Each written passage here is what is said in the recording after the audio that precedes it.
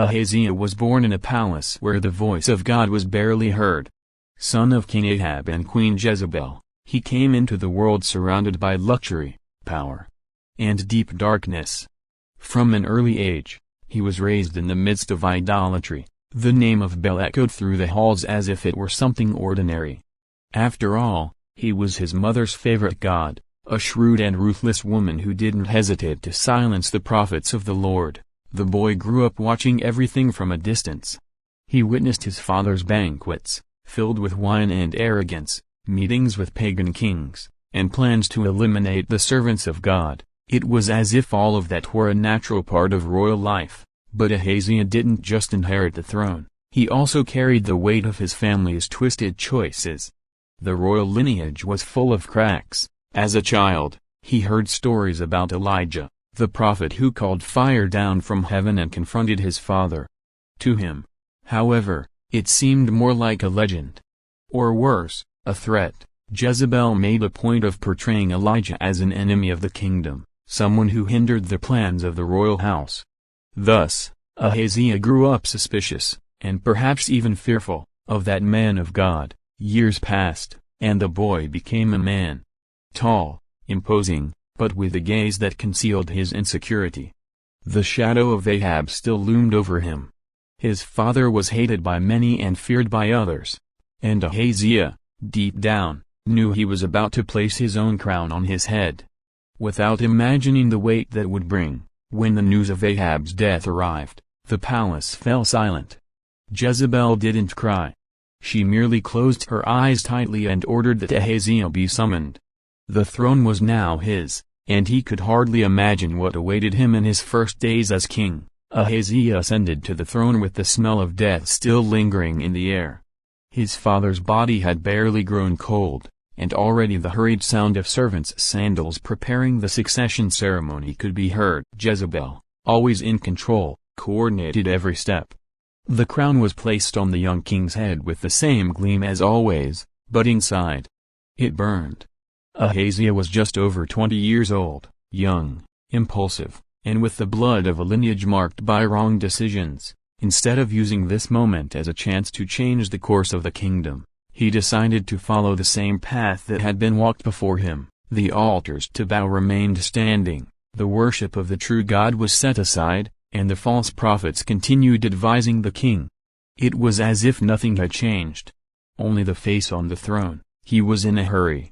In a hurry to show his power, to prove he wasn't just Ahab's son, he began making risky political decisions, weaving dubious alliances with neighboring kingdoms, repeating his father's same strategies, as if expecting different results. But the people were suspicious. They could feel in the air that something wasn't right. There was a strange silence in the squares, an uneasy anticipation, like the kind that lingers just before danger strikes. Even so, Ahaziah tried to stand firm. He gave fiery speeches, smiled at public appearances, tried to project confidence. But deep down, he knew, the throne was a minefield, and one wrong step could make everything explode. That's when the idea of an alliance with King Jehoshaphat arose. Apparently, a promising partnership, but full of hidden risks.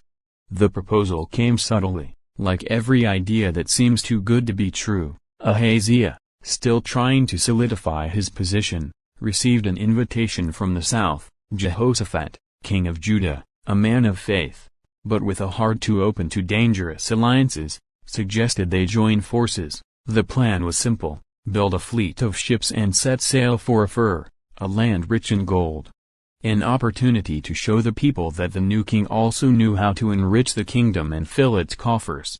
Ahaziah loved the idea: gold, prestige, recognition.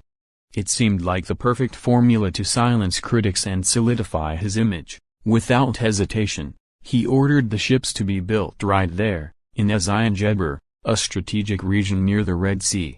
For weeks, the port was filled with the sounds of hammers and saws, wood being cut, ropes stretched, men working under the sun, all full of hope that the fleet would bring wealth to both kingdoms. But as the ships took shape, another message began to circulate, more discreetly. Among those who still listened to the voice of God, A prophet sought out Jehoshaphat. His gaze was steady, his tone calm, but his words precise. "This alliance does not please the Lord." That's all. No curse, no thunder, just a simple and powerful warning. Jehoshaphat hesitated. He felt the weight of those words in his chest, but it was already too late. The fleet was ready. The ships lined up, gently swaying in the sea breeze. Only a few days remained before they set sail. But before even the first sail was hoisted, an unexpected storm hit the port. Strong gusts, violent waves, wood splintering. When the sun returned, only wreckage remained. Ahaziah watched everything from a distance, his gaze fixed on the sea, trying to understand whether that was just bad luck or a response from above. But he had no time to dwell on it, because something even worse happened within his own palace. The days following the fleet's destruction were strange. The palace felt suffocating, as if the air was too heavy to breathe. Ahaziah walked around irritated, speaking harshly to the servants, dragging his sandals through the corridors as if he wanted the floor itself to feel his anger. But inside, he was full of doubts he didn't dare voice. It was on one of those silent mornings that everything happened. He climbed to the highest floor of the palace, perhaps to think, perhaps to escape the turmoil below. No one knows for sure what he did there. All that is known is that, in an accident, he leaned against the railing, and the wood gave way. The king's body plummeted. The sound of the impact echoed like thunder through the walls. Servants screamed, soldiers ran. When they found him, Ahaziah was lying there, groaning in pain, his face contorted, blood slowly trickling from his lips. They rushed him inside, but the injuries were severe. Damaged spine, broken ribs. Every breath hurt like a stab. Lying among expensive sheets, in a position that not all the gold in the world could change, Ahaziah made a choice that would seal his fate. He sent messengers to Ekron. He wanted them to consult Baal-zebub, the local god, to find out if he would recover. He didn't seek the prophets of Israel. He didn't pray. He didn't turn to the God of his ancestors. He chose instead to send subjects to a foreign idol. As if the right answer lay there, what he didn't know was that those messengers wouldn't even reach their destination. Along the way, someone was waiting for them. A man known for appearing without warning, with words that burned hotter than the desert sun. The day had barely warmed when the messengers left Samaria, silently, on the mission to consult Baal-zebub and bring back the answer the king so desperately wanted. Ahaziah was restless. The pain in his body only grew. But what bothered him most was the uncertainty. He wanted to know whether he would live or die, but the road to Ekron wouldn't be so simple. Along the way, among the rocks and dust, a solitary figure appeared. A man standing in the middle of nowhere, his face hidden by shadows. But his voice. Oh, his voice was like a sharp blade, clear, firm, impossible to ignore. "Is it because there is no God in Israel that you are going to consult Baal-zebub, the god of the Ekron?" The messengers pulled their reins. Immediate silence. And the man continued, "Go back. Tell the king, he will not get up from that bed. He will die right there, just as he is." They didn't ask who he was. They didn't argue. They just looked at each other, frightened, and returned as fast as they could. When they arrived at the palace, Ahaziah frowned. "You're back already. How is that possible?" The servants glanced at each other, hesitant, until they recounted the encounter. They described the strange man on the road, the tone of his voice, his harsh words. "What did he look like?" the king asked, sitting up with difficulty. "He wore a garment of hair. He had a leather belt around his waist." Ahaziah didn't need to hear more. The name escaped in a furious whisper. "It's Elijah." His blood boiled. Not from fear, but from wounded pride. Still lying in bed, his body fragile, he gave the order, "Send the captain with 50 soldiers." Elijah needed to learn not to mess with the king. The captain left the palace with 50 men behind him, marching in silence. The mission was delicate, but the order was clear: find Elijah and bring him to the king. Easy to say. Hard to do. After all, Elijah wasn't just any man. wherever he went. The heavens responded, rain, drought, fire. Everything obeyed his voice. Even so, they set out, marching firmly, with the weight of royal authority on their shoulders. And they found Elijah, sitting calmly on top of a hill. There he was, serene, as if unaware that an army had been sent to capture him. The captain stepped forward, chest puffed out, and shouted with authority, "Man of God, the king commands, come down at once." But Elijah, without moving, replied with that same calm that was more terrifying than reassuring, "If I am a man of God, may fire come down from heaven and consume you and her." But Elijah, without moving, replied with that calm that was more terrifying than reassuring, "If I am a man of God, may fire come down from heaven and consume you and your 50 men." And at that very moment, flames tore through the sky.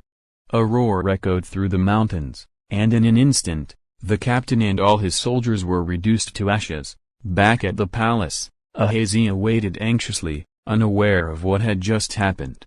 When he realized that the soldiers were taking too long, he ordered, "Send another captain, with 50 more men." Again, they set out. The new captain approached Elijah with the same authority. "Man of God, the king commands you, come down immediately." But Elijah didn't even flinch.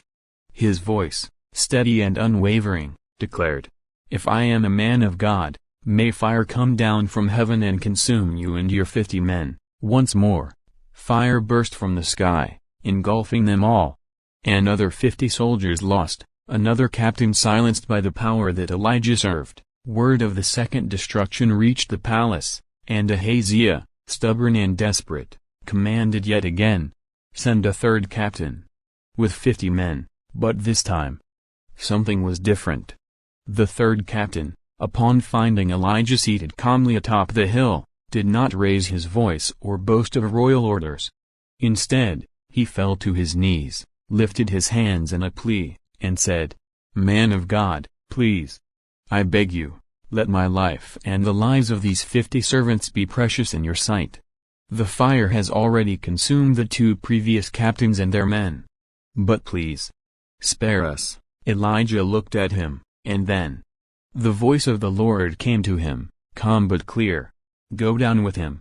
Do not be afraid." And so Elijah rose and went down the mountain, walking alongside the humbled captain and his soldiers. Together, they returned to the palace, where Ahaziah lay, still confined to his bed, his body broken and his spirit wavering between defiance and dread. As Elijah entered the room, there was no need for long speeches or threats.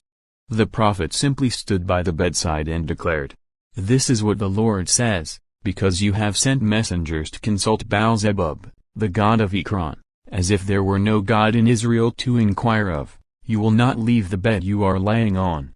You will surely die." Then Elijah turned and left, his mission complete, his words hanging heavy in the royal chambers like an inescapable sentence. And just as the prophet had declared, Ahaziah died. His reign was short, marked by stubbornness, poor decisions, and a tragic refusal to seek the one true God. He left behind no son to succeed him. Instead, his brother, Jehoram, ascended to the throne, inheriting not just the crown, but also the shattered legacy of a family that had long abandoned the ways of the Lord. Ahaziah's story stands as a stark reminder: power and position mean little when severed from faith and obedience. And no matter how high the throne or how mighty